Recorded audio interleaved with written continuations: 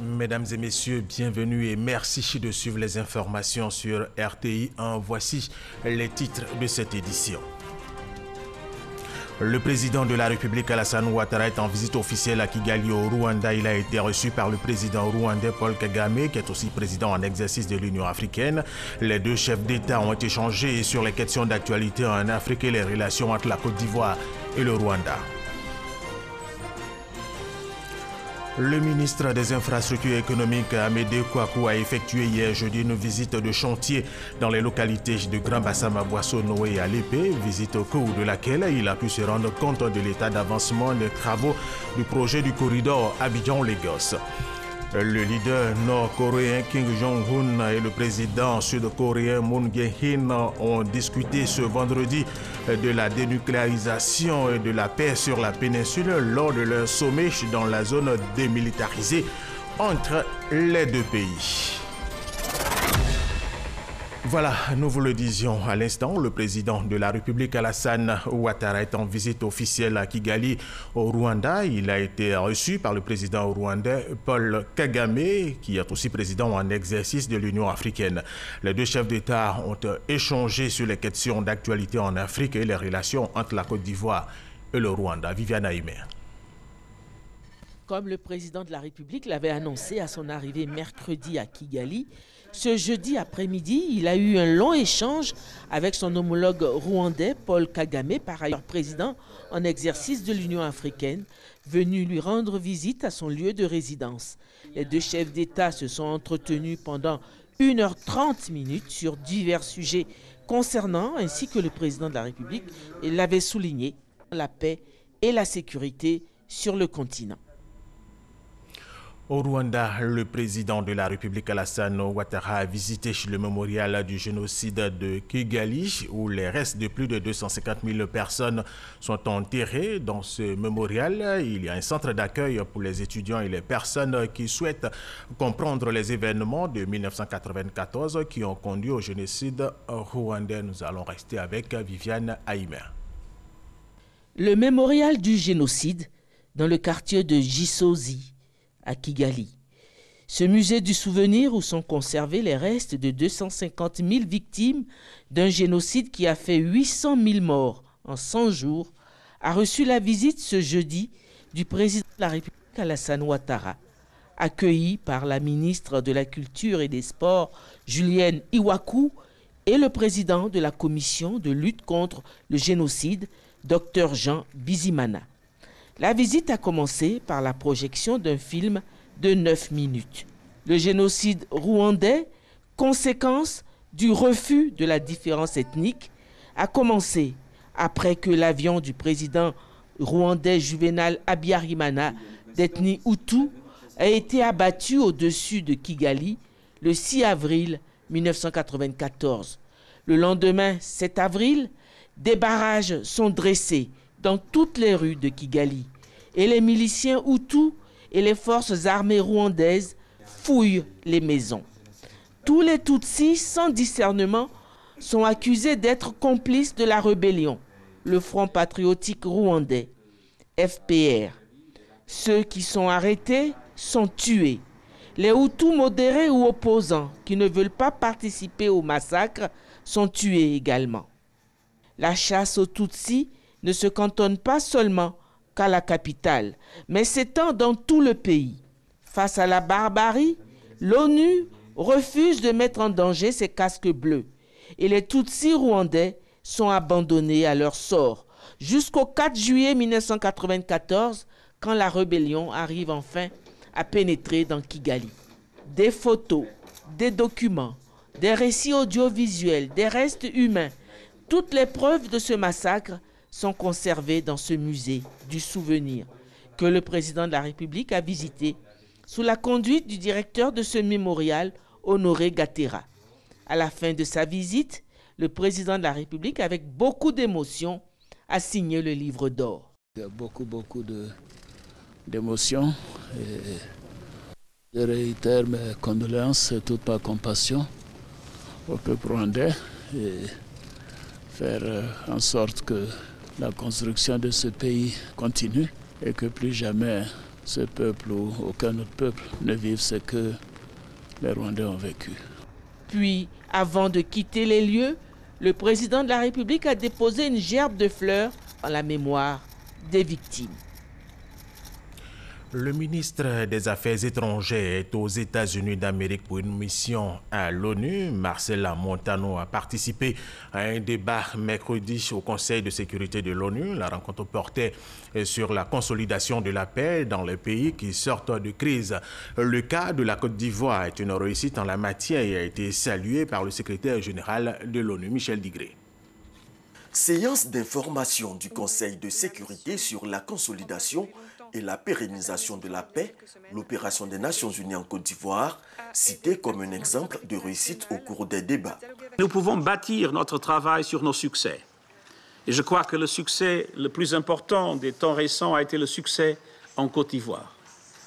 La présence de la Côte d'Ivoire aujourd'hui au Conseil de sécurité est un symbole indéniable de ce succès. Pour le ministre des Affaires étrangères de Côte d'Ivoire, l'ONUCI a joué un rôle majeur dans le processus de sortie de crise.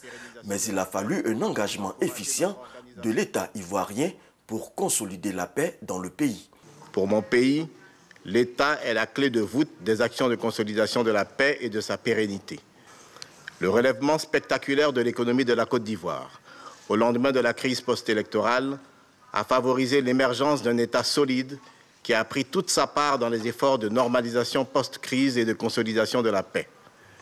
Grâce à la volonté politique clairement affichée du président Alassane Ouattara, l'État de Côte d'Ivoire s'est impliqué financièrement et dans des proportions rarement vues sur le continent dans la mise en œuvre et la réussite du DDR et de la RSS, le renforcement de la cohésion sociale, la réconciliation nationale et la reconstruction post-conflit. Et le ministre Marcela Montano de donner des pistes de solutions pour la pérennisation de la paix dans les pays qui sortent de crise. L'exemple de mon pays permet à cet effet de poser quelques principes. La consolidation et la pérennisation de la paix étant tributaires de l'état des institutions d'un pays après le conflit, l'action de notre organisation et des autres partenaires devra consister soit à renforcer l'État lorsqu'il existe, soit à le rétablir lorsqu'il s'est effondré. Toute action de la communauté internationale en substitution à l'État restera superficielle et créera un effet d'accoutumance et de dépendance désastreux pour la paix. Pour être efficace sur le terrain, notre organisation doit afficher une grande cohérence et intervenir sous une entité unique. Elle doit pour cela mettre fin à la dispersion de ses ressources et de ses actions constatées dans plusieurs théâtres post-conflit. La Côte d'Ivoire a réaffirmé son soutien au projet de réforme du pilier paix et sécurité initié par le secrétaire général de l'ONU, Antonio Guterres. Marcela Montano a invité les pays développés, les partenaires multilatéraux et le secteur privé à mobiliser les ressources nécessaires pour le financement du fonds d'appui à la consolidation de la paix. Michel Digré, revenons en Côte d'Ivoire et parlons de cette opération civilo-militaire de don de sang qui a débuté à la caserne d'Agban, une initiative du ministre d'État, ministre de la Défense, Ahmed Bakayoko, qui vise à renforcer les liens armées-nations et à recueillir le maximum de poches de sang pour sauver des vies. Abou Sanogo. Sauver des vies en temps de paix. C'est le sens de l'opération don de sang qui a mobilisé plusieurs unités de la place d'Abidjan et de la gendarmerie nationale au centre principal de santé de la caserne d'Agban. Une opération qui vise à recueillir le maximum de poches de sang. Ce à l'initiative du ministre d'État, ministre de la Défense, Ahmed Bakayoko. Je suis vraiment content de participer au don de sang parce que ça permet de sauver des vies. Nous sommes là aujourd'hui matin avec vraiment toute notre troupe pour participer à cette opération d'envergure. Cette opération bénéficie de la collaboration du Centre national de transfusion sanguine. Aujourd'hui, en matière de santé, le sang a une très grande place. Et là, quand les militaires viennent comme ça à notre secours, ils viennent participer à un acte de santé. Ils viennent aider le ministère de la Santé à sauver les populations. Donc, ils se rapprochent des populations. Et ces actes-là, nous ne pouvons que remercier le ministre de la Défense et les militaires. Une motivation partagée par le ministre d'État, ministre de la Défense Ahmed Bakayoko, qui a pris part à l'opération qui vise à réduire le déficit de poches de sang et à renforcer les liens armées-nations. Notre leitmotiv, c'est de faire en sorte que l'esprit armée-population soit renforcé et que nous puissions inculquer à nos hommes le sens du secours, le sens d'apporter quelque chose aux populations. Et donc aujourd'hui, c'est une opération citoyenne de don de sang. On a un besoin de 240 000 poches à peu près. Il y en a à peu près 160 000. Donc il y a un gap de près de 70 000 poches. Donc cette opération qui commence aujourd'hui au camp Agban, qui va se poursuivre dans les unités de Boaké, de Korogo, va permettre de combler ces gaps. Et j'invite tous nos compatriotes à participer à ce genre d'opérations qui sont des opérations qui anticipent la santé des uns et des autres. En cas d'urgence, il faut du sang. Et aujourd'hui, moi, je suis très heureux de participer aux côtés de chaque militaire à cette opération pour donner l'exemple. Cette opération s'inscrit dans le cadre des actions civilo-militaires. Objectif, recueillir 7500 poches de sang. Le lancement de la campagne Vision Zéro en Afrique a eu lieu ici à Abidjan hier jeudi. L'initiative de l'Association internationale de la sécurité sociale en collaboration avec la Caisse nationale de prévoyance sociale CNPS. Objectif, prévenir les accidents du travail. Serge Colliard.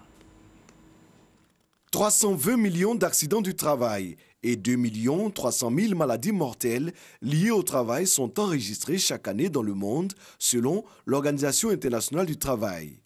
L'Afrique totalise 2% des emplois salariés de la planète, mais compte à elle seule 18% d'accidents mortels.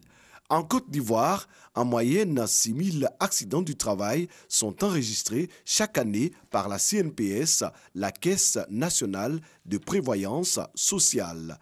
La prise en charge de ces accidents oscille entre 8 et 40 milliards de francs CFA. La campagne mondiale Vision Zéro, initiée par l'AISS, l'Association internationale de la sécurité sociale, et lancée par le ministre de l'Emploi et de la Protection sociale, vise à mettre un terme à cette situation.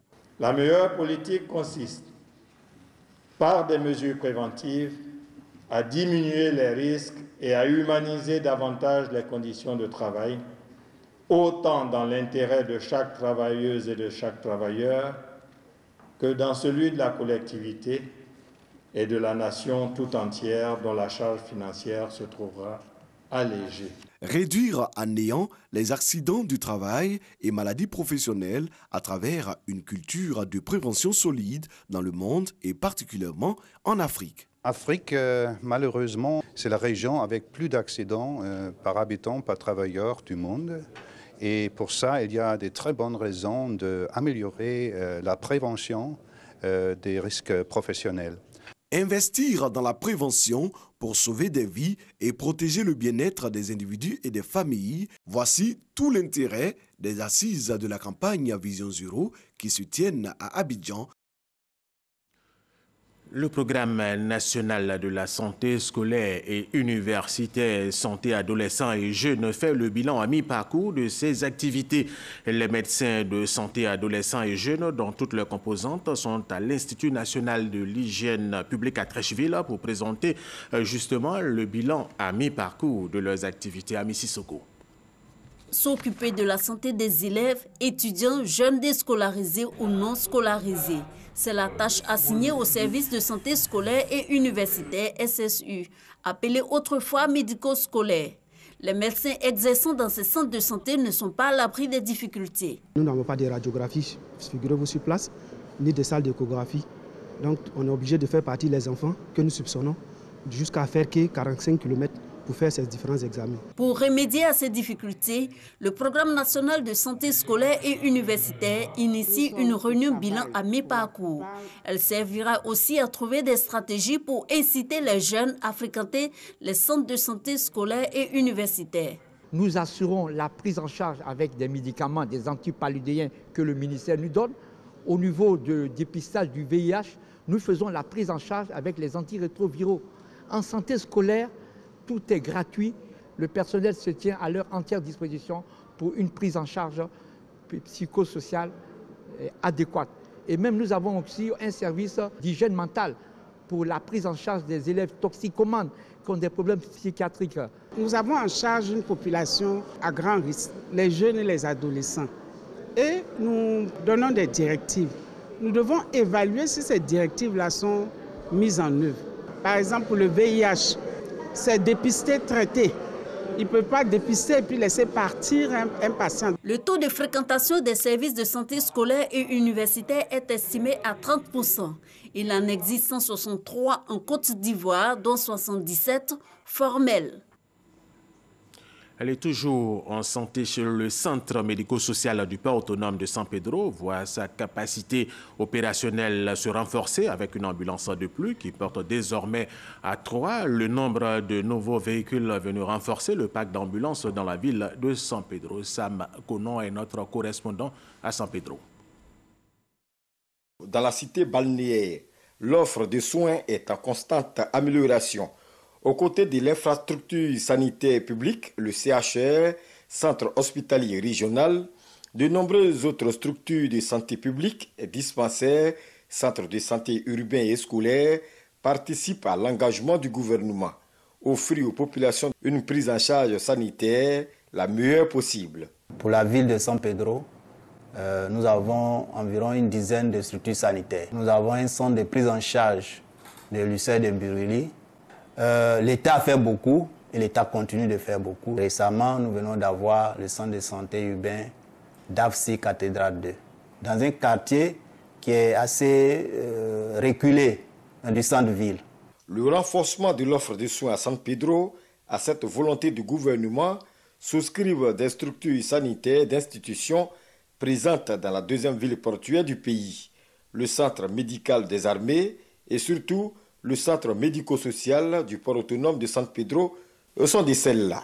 Nous pouvons recevoir ici dans le mois environ 1000 personnes dans les cas de grande affluence. Le centre médico-social du port autonome de San Pedro s'occupe particulièrement des travailleurs du port et leurs familles. Mais comme le port est une structure citoyenne, nous pouvons prendre en charge des malades qui viennent de la ville. Quand on vient ici, on nous reçoit bien. Bon, le service est rapide en fait. Et son plateau technique permet la prise en charge de plusieurs pathologies. Le paludisme qui revient en première position. À côté du palud vient des maladies de la voie respiratoire, la sphère ORL et des poumons. À côté de ça, nous avons des maladies digestives, diarrhéiques comme les fièvres typhoïdes et autres. Puisque nous sommes en entreprise, donc nous avons des pathologies professionnelles que nous rencontrons. Leur volonté d'améliorer la prise en charge des malades, les responsables du port autonome de San Pedro ne cessent de la traduire en actes. Le centre de santé enregistre une nouvelle ambulance. Nous avons un centre médical que nous essayons de mettre à niveau, d'accord. Aujourd'hui, avec cette ambulance-là, c'est une ambulance qui est disponible pour le personnel, mais également une ambulance qui devrait pouvoir être à la disposition de la population de San Pedro. Cette ambulance va prendre en charge la population de cette région. Voilà, donc c'est un soulagement pour nous. L'ambulance médicalisée du port autonome s'ajoute aux 2 nouvelles dont dispose depuis quelques semaines le centre urbain de Dafsi Cathédrale 2, dont de l'Union européenne. 3 nouvelles ambulances qui viennent rassurer les populations en renforçant la prise en charge des malades dans la ville de San Pedro. Et Sam Konon, deuxième grand titre de cette édition. Le ministre des Infrastructures économiques, Amédée Kouakou, a effectué hier jeudi une visite de chantier dans les localités de Grand Bassam, à Boisseau-Noé et à Lépée. Visite au cours de laquelle il a pu se rendre compte de l'état d'avancement des travaux du projet du corridor Abidjan-Lagos. Jean-Luc Bango Kwame. C'est un tronçon de plus de 140 km entre Abidjan et Noé, à la frontière ghanéenne, que le ministre Amédée Kouakou a visité avec ses équipes. Les travaux de réhabilitation des routes Grand Bassam à Boisseau-Noé et ceux concernant l'élargissement du pont de Noé. Des ouvrages routiers qui rentrent dans le cadre du projet de facilitation du commerce et du transport sur le corridor Abidjan-Lagos. Les populations attendent, il faut que ce projet important qui relie donc la Côte d'Ivoire au Ghana, c'est une route internationale et notamment la traversée d'Aboisseau où nous sommes, que ce projet se termine pour le bonheur des populations. Avis techniques, conseils et recommandations, le ministre s'est voulu le plus regardant possible sur les détails des différents ouvrages. Ce sont des sommes importantes que le chef de l'État a accepté d'investir dans nos infrastructures routières notamment. Et nous devons donc être regardants pour donner des instructions lorsque nous constatons que des choses ne sont pas réalisées comme nous le souhaitons. selon les règles de l'art, des dispositions vont être prises de sorte que tout ce qui n'est pas correct puisse être corrigé, de sorte qu'à la réception, on soit sûr qu'on ait zéro défaut. Initialement prévu pour s'achever en juin 2018, ce projet, dont le coût est estimé à 74 milliards de francs CFA, devrait être livré en septembre prochain. Outre le projet du corridor Abidjan-Lagos, le ministre a également visité le projet d'aménagement de la promenade sur front de mer à Port-Boué, ainsi que le pont à l'entrée du village d'Aoué sur l'axe Abidjan-Alépé.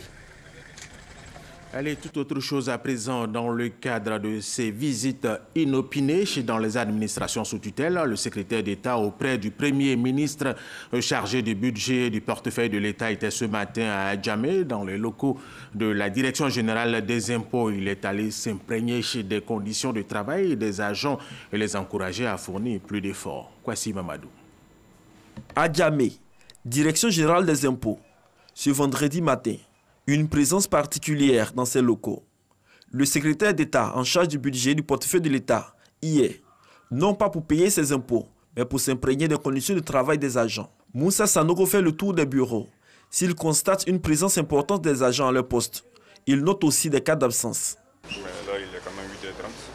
Ça fait une heure après l'heure officielle d'ouverture des bureaux. Donc là-dessus, quand même, je crois qu'il faut regarder les choses de près.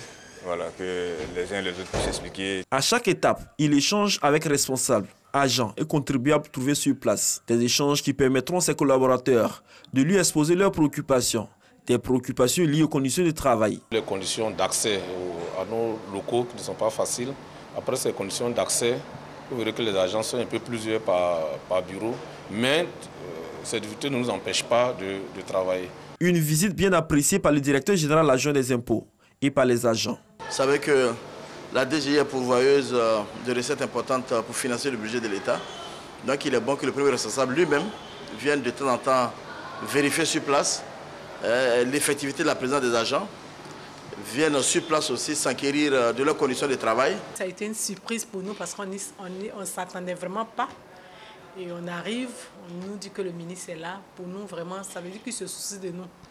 Je suis là depuis 7h30. On ne s'attendait pas et vraiment on en avait besoin.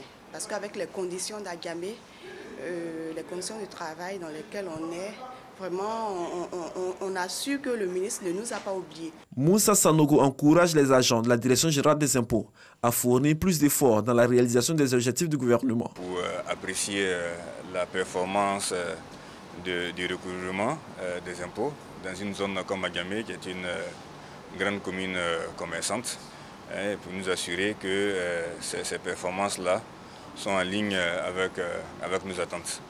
Et je crois que nous allons prendre ensemble rendez-vous pour une prochaine visite pour nous assurer que les résultats sont en ligne avec les instructions que nous avons données. Cette visite inopinée au centre des impôts d'Adjamé est la 4e du genre, entreprise par le secrétaire d'État en charge du budget et du portefeuille de l'État dans la structure sous tutelle. L'on parle depuis quelques jours d'un scandale portant sur le dédouanement frauduleux de 2000 véhicules de luxe, de transport public, de passagers et de marchandises. Plusieurs responsables du guichet unique automobile ont donc été mis aux arrêts pour nécessité d'enquête. Jean-Jacques Kwameala. Le directeur général du guichet unique automobile et plusieurs proches collaborateurs ont été mis aux arrêts sur instruction du procureur de la République dans la soirée du lundi 23 avril 2018. Ils sont accusés de malversation et de corruption. Le scandale porte aussi environ 2000 véhicules en circulation sur le territoire national qui auraient échappé aux procédures de dédouanement. Un véritable manque à gagner dans les caisses de l'État. L'information a fuité dans les colonnes du journal L'éléphant déchaîné et repris dans plusieurs autres médias. Le procureur de la République que nous avons joint au téléphone a précisé que les enquêtes se poursuivent et le processus suit son cours. Dans une note en date du mercredi 25 avril, le ministère des Transports s'est félicité de l'arrestation des dirigeants de cette structure. Il a par ailleurs précisé que cette opération s'inscrit dans le cadre de la politique d'assainissement engagée par ce département. Le Centre d'information géographique et du numérique veut s'ouvrir davantage à ses publics cibles. Désormais, une tribune d'échange va permettre d'aborder les missions de cette structure. Il s'agit d'une plateforme dénommée Les Matinales du GIGN. Serge Collier. Le CIGN, le Centre d'information géographique et du numérique, département opérationnel du BNET, le Bureau national d'études techniques et de développement, met en place une plateforme de communication sur ses produits et services. Pour cette première session des matinales du CIGN, les débats ont tourné autour du thème « Importance de l'information géographique dans la planification et l'exécution des grands projets de développement en Côte d'Ivoire ». Un des grands pôles d'expertise du BNET est celui de l'information géographique. L'information géographique, c'est un domaine donc très important, le domaine des cartes. Et c'est un domaine qui est au début et au cœur donc, de tout grand projet de développement en Côte d'Ivoire. À travers cette tribune, le Centre d'information géographique et du numérique propose des outils innovants pour améliorer la qualité de service dans divers domaines, notamment la santé, l'aménagement du territoire, la gestion des risques et catastrophes naturelles, le transport, l'agriculture, l'environnement et dans bien d'autres secteurs. Nous sommes totalement intégrés dans toutes les activités. Aujourd'hui, on parle du métro d'Abidjan. Là, le projet du métro d'Abidjan a été fait à partir des données numériques.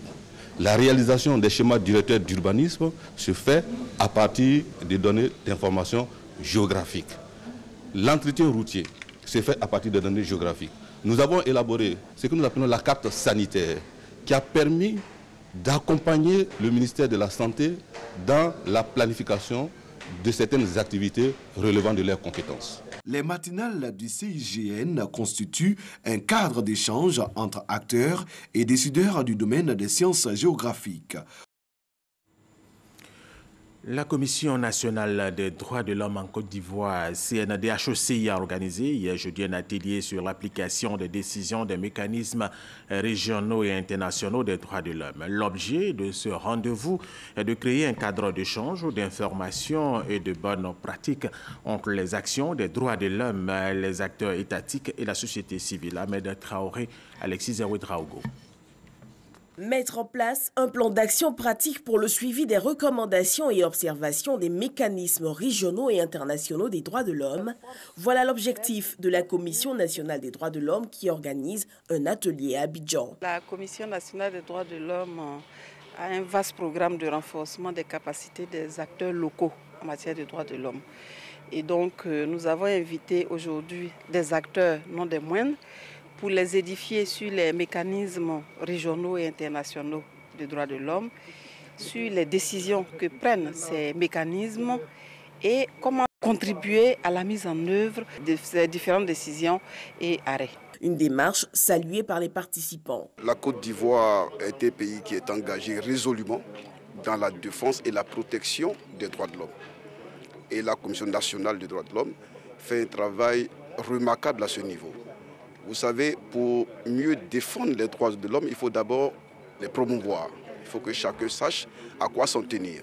Une chose est de reconnaître la compétence de juridiction internationale dans votre pays et une autre est effectivement d'appliquer ces décisions-là ou de faire en sorte que les traités internationaux puissent intégrer votre système juridictionnel pour impacter le quotidien de vos populations. La Commission s'engage à améliorer la perception du respect des droits de l'homme dans le pays.